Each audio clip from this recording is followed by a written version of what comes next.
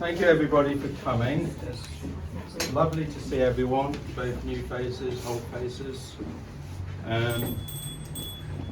So this is our latest show from a character disclaimer. If you want to find out about more exhibitions and events that are happening, talk to me or Lydia, and we'll sign you up to a newsletter, and then you'll be able to find out about more things like this. Also, workshops, art classes happening in the Carriage and Print Club, which is behind us. Coming up there is a whole range by our first artist in residence, a series of liner cut courses. She's just finished university, so it's a really good opportunity for her to join an art gallery and to be able to exhibit her work commercially. So this event is for Ronnie. All of his artworks on the wall are hers. It's absolutely fabulous display and interpretation of, I believe, mostly an orchard in Scotland. Yes, yeah. And I think we should pass it over to you so we can learn a bit more about it. Thank you very much. Thank you so much. Wow, I don't normally go enough. Thank you all so much for coming tonight, every one of you. This is just such a surprise to see this turnout. I was not expecting it, so thank you very much. Alex and Lydia, for your work, putting my work up like this and hanging it all just so spectacularly, really. It just all falls together, and the space around it, the light on it, it looks lovely. Thank you, really done me proud. And one other little thank you to my dear brother Dennis. This wouldn't be here if it wasn't for you, bringing my paintings along to be framed a few years ago. And the rest is history, isn't it, Dennis? Yeah, it is. Thank you. Thank you. Now, I've put quite a bit of talk into keeping my talk to 10 minutes, because I don't want you all falling asleep. None of you got the pew to sit on, so I'm going to read if you don't mind, and it will keep me on track. So, I've come down from Scotland, where I've lived for the past 7 years, working as an artist. We live on the side of a hill, overlooking the River Clyde, on the large plot of land, which is mostly left to grow wild, but which is part of a network of orchards which have existed in the area for over 9 centuries. It's very sheltered, it has a mild microclimate, and the area is known lovingly as the fruit basket of Scotland. So for tonight, I want to focus on this new body of work. This exhibition is called Talk to Me, and I want to spend this time sharing a little bit of the backstory, how it came about, what it's taught me, and why it very nearly didn't happen at all. I'd like to talk about the 3 things at the heart of this creative process. First was rest. Second, talk to me. Third thing, listen. And a poem that's been very meaningful to me at this time. So, confession time. This exhibition was originally booked for February, but by November last year, I had run out of beans. I was completely out of steam. Life last year was intense, and my inner artist had collapsed in a heap. But thankfully, Alex and Lydia were kind enough to let me postpone. I was very grateful, though I was slightly alarmed when I saw who they replaced me with. Picasso. No pressure on any of us to follow on that one. But really, for me, rest was the key ingredient. I needed to stop, to breathe, to create some space for something new to emerge. Now, I don't usually share this, not even with close friends, but I'm sharing with you all tonight. I talk to myself a lot. Not to mention talking to paintings, but that's for another conversation. Now, Carl Jung talks about us having archetypal patterns within us, such as the hero, the explorer, the mother, and so on. I like to think I have quite a team working with me, and I like to bring mine to life and to animate them in my imagination.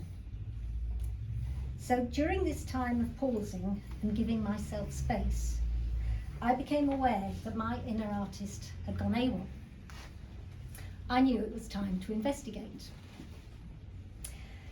In one of my routine morning meditations, I went inside to look for her. What I found was not pretty. In my mind's eye, I saw her lying under a sackcloth, cold, hungry, worn out. Poor thing. So I picked her up, tucked her in bed, I gave her a bowl of soup and let her sleep. And that was it. Rest first, art later. A week or so later, I went back in to see how she was getting on. I found her sitting up, writing at her desk. I looked over her shoulder and saw she was writing about the colours of the seasons. She tells me, I'm choreographing the colours of the seasons in a way that we can perceive them more fully. Colours are healing, she tells me. Colour combinations affect us differently. Groups of colours can help us to actively engage with the natural world. We benefit from certain colour combinations as the year rolls by. Think of those sharp lime greens, vivid yellows and blue skies of spring that follow on from the greys of winter. She then brushes me off as she's very busy and doesn't want to be disturbed. Out of that rest, the pause and the stillness, something new began to unfold. I decided to take part in the Instagram 100-day project. It's just a commitment to show up for 100 consecutive days for something small and creative, whatever you want to focus on. I chose to spend 10 minutes a day sitting outside in the orchard, notebook in hand, simply inviting the orchard to talk to me. No pressure, no big plan, just a few minutes of presence, listening. Listening to the sound of spring arriving. And what did the orchard say? Chirp, chirp, chirp. There were birds. Birds were everywhere, in the trees, flying overhead, singing their hearts out. And I have the Merlin app, which Chris, if you know, was a tip from my sister. And it's fantastic because within a few steps of our back door, I identified over 39 species. And for me, it was like opening a window to a hidden world. From there, the project just took off. 10 minutes turned into longer stretches. 10 days grew into the next 10. And soon the notes and the hasty sketches grew into experimenting with ink, rice paper, feathers, twigs, brushes. I was looking for a way to give form to birdsong itself. I was exploring how I could combine colour and marks in response to the sound and movement of birds. That and the new growth bursting through the orchard. Spring in the Clyde Valley, it's cherish time and it's known as the flourish. It's the time when the tight buds on the fruit trees open into blossom, starting with the tiny white stars of damson blossom, which are my favourite, then plum, apple, pear, cherry and hawthorn. And at first my marks were quite crude. As you can see, I'm doing things like this. But gradually, as I explored different papers, I found rice paper was the most rewarding, which are the wall hangings over there. But this is an example of the rice paper, just here. And I could make all sorts of, thank you. Yeah. So I can make all sorts of marks. So I was experimenting here, and I didn't know where I was going with it. It was just playing. So I started to build a library of material that I knew I could tear up and collage into paintings. Some I couldn't bring myself to tear up because I like them too much. And they are now wall hangings, as you can see behind you over there, and one just over here. And as a friend kindly observed, they're in the spirit of the Japanese kakemono. I don't know if I've pronounced that right, but they're easy to roll up and display seasonally. The finished paintings on wood panels all contain some of these fresh marks made outside during the spring. Colours were all in response to the birds, both their song, their plumage and their habitat. Finally, it wasn't just about the talking, the real gift came with the listening. Every time I stepped outside and paused, I was met with this cacophony of sound, colour and movement. The painting process enabled me to listen more attentively, listening to find the essence in the chaos of that day, whether that was the high shrill notes of the gold crest or the dense rasping sounds of the crows, all in their context of the unfolding spring. My job was to respond by shaping all of this into something that felt alive and engaging and transforming them into paintings, these paintings. Rest, talk to me, listen. This, I think, is the thread that runs through this whole body of work. It's such a simple sequence, but it's reminded me to trust the process, to lean into the not knowing, to let the work emerge in its own time, and to have fun with my work and to play.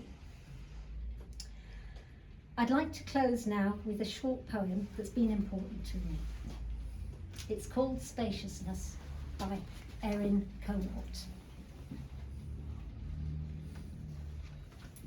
Pay attention to the silence, the pause right before words are spoken. The future exists in that holy space. Pay attention to the pause, the second of stillness before you draw your next breath. Your life exists in the gratitude of that moment.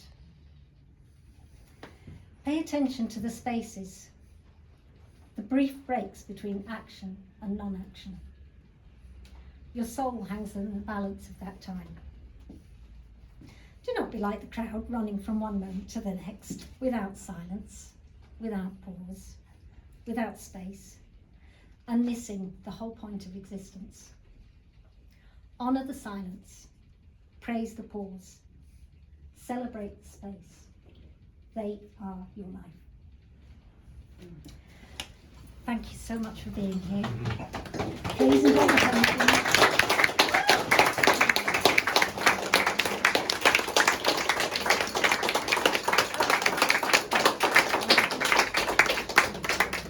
I'm curious. Yes. Instagram 100 day. How did you find out about that? What was that about? Well, it's a project that caught my eye online, and I thought if I get involved with that, it will get me back on my feet again, because I know the value of committing to doing something small every day. Because when we moved into the Clyde Valley, I made a commitment to myself to get to know our orchard, and I thought what I'd do was I'd do a small drawing every day for a year, drawing something different every day. And I thought I'd make it easy for myself. I'd choose a small sheet of paper, excuse me a second, A5 size, and just make it a very simple sketch. And I thought, if I make it easy for myself, I'll stick to it. And it was a good way of me to get to know the orchard. And what surprised me the most, and I wasn't expecting, was after a month of doing these sketches, it was like there was some kind of alchemy, because I looked at this pile of drawings and they were really magical. And I can't put my finger on what it was, but I thought I need to carry on with this because something's happening.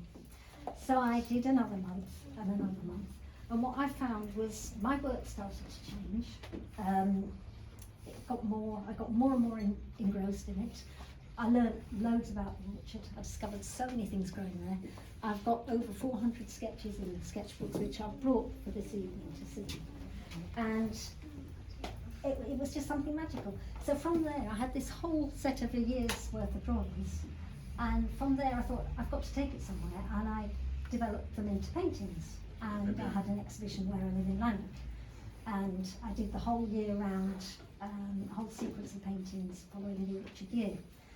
And what was interesting was Dennis bought a couple of my paintings from there, and he brought them up here to be framed. And from there, that decision for me doing one little drawing every day has led me here tonight. So never underestimate those tiny decisions that we make, those commitments to ourselves to do something small for ourselves, and just let something unfold and let it go where it wants to go. And here we are tonight. And that feels pretty special to me. So do have a look at the sketchbooks, because they actually landed up, they overran into COVID year. I started in late 2019 and they finished in December 2020. So I started writing on the back. So it became a diary of my thoughts. Do you think that helped you through COVID, having started Absolutely. it beforehand? Because it had already become a way of life? Yes, absolutely. I wouldn't have done it. I think No. I'd have been too thrown. You'd be always forced to do it, yeah. Yes, and by having already made the commitment and having seen something was emerging, I thought, no, I can't desert this now. I need to concentrate. And what happened was, I was looking back, I was reading my notes at the back, and it's really interesting to read my own notes and find how getting settled into drawing kept me away from the news and stopped me going all over the place with worry. And it kept my focus out in the orchard and things that were growing. And so it became a calming thing. If I'm calm, my husband's calm, my family know we're all right. Talked to you, Dennis, every morning, didn't we? And chatted about the drawings. And it's been wonderful and very special, because every day has a drawing on it. And now I know that somewhere in here there's a day for my birthday, other people's birthday, and I look back and see what was I thinking, what was I doing on that day, and it's something very special about it. So I'm really pleased I did it. Thank you. Yeah, thank you. Thank you very much. But do have a look there over here. I'll pass some round. What I wanted to say was, as a thank you for you all for coming tonight, it's a complimentary card. I love that poem. That's got the poem on the back, so if you care to take one, I don't know if I've got enough, I just did a couple of dozen of cards, but if you could take one and pass one round. But do enjoy the food, thank you for being such a lovely